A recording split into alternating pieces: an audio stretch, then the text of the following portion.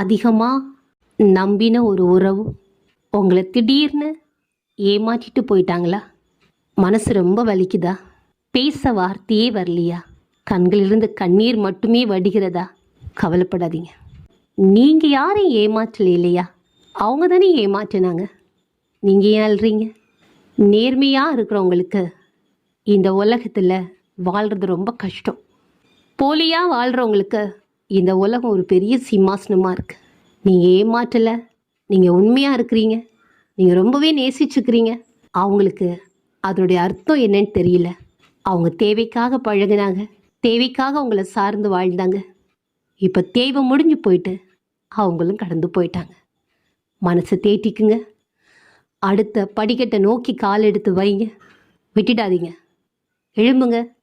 உங்கள் நடையை தொடருங்க. முன்னோக்கி போங்க. வாழ்த்துக்கள். நன்றி.